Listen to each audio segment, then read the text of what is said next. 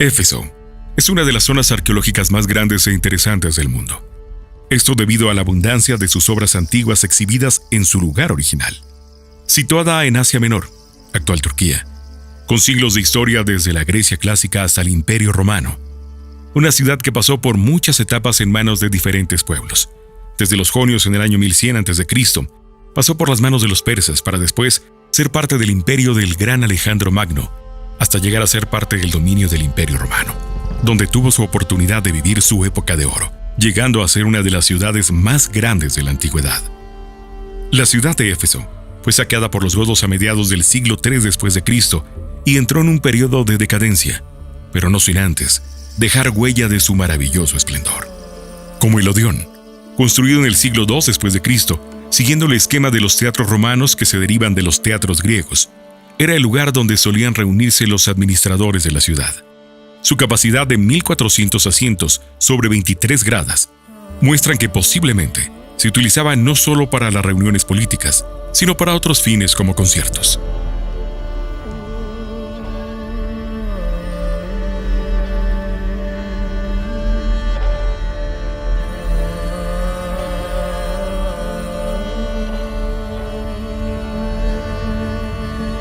Siguiendo el camino, nos encontramos con el monumento construido al arquitecto del acueducto de Éfeso, Cayo Memio. Este monumento es construido en el año 88 a.C.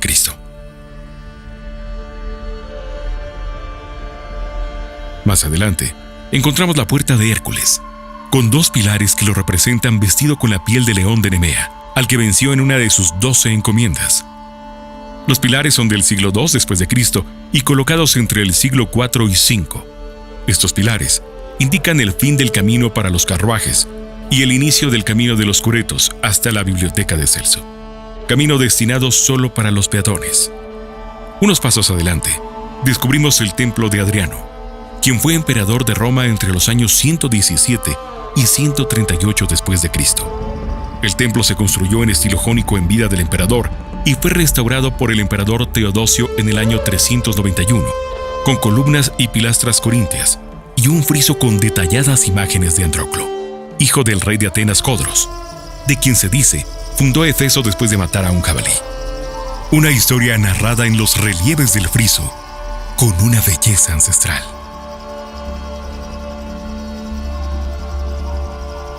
Sobre la puerta en el centro, se ve un relieve con Medusa, que en griego significa guardiana o protectora. Recordemos que en la mitología griega, Medusa convertía en piedra a quien la viera a los ojos. Fue decapitada por Perseo para ser ocupada como arma, hasta que su cabeza fue entregada a la diosa Atenea.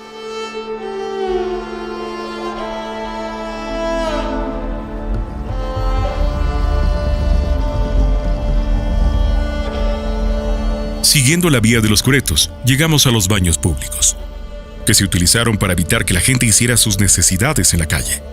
Los baños eran tanto para ellas como para ellos. Baños con una cubierta de mármol y por debajo una corriente de agua para llevarse los restos por un desagüe. Los baños también eran un lugar para sociabilizar, donde había pláticas, sentados haciendo sus necesidades y poniéndose al día de las noticias de Roma.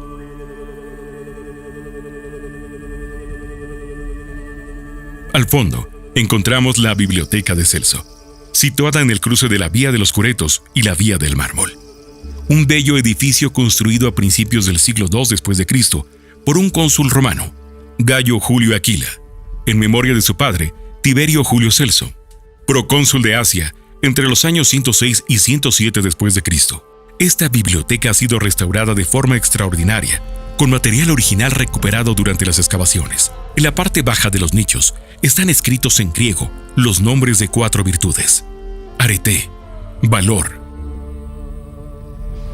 Sofía, sabiduría;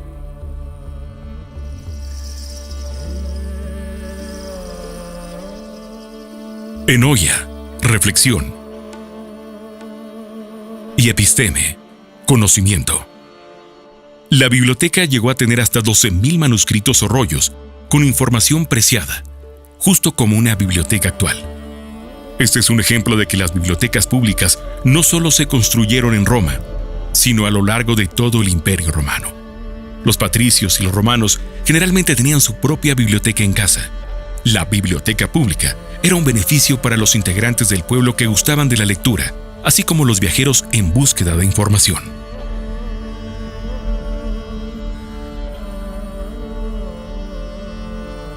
Al final nos encontramos con el teatro de la ciudad, que originalmente fue un teatro griego, pero en el siglo II después de Cristo, los romanos lo restauraron, ampliaron y adaptaron para que tuviera capacidad para 25,000 personas. Una estructura grecorromana. ¿Por qué es helenística si la juzgamos por sus gradas apoyadas en la falda del Monte Pión? Y es romana por sus entradas abovedadas. En este antiguo lugar, San Pablo predicó varias veces, haciéndola importante en la historia para la fe católica.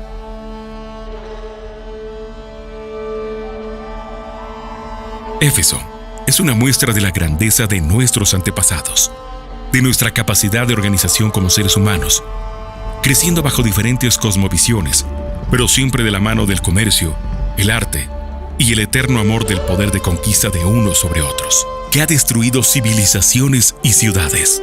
Aún hay mucho por descubrir en sus ruinas, pero aún con una pequeña parte, podemos apreciar su grandeza.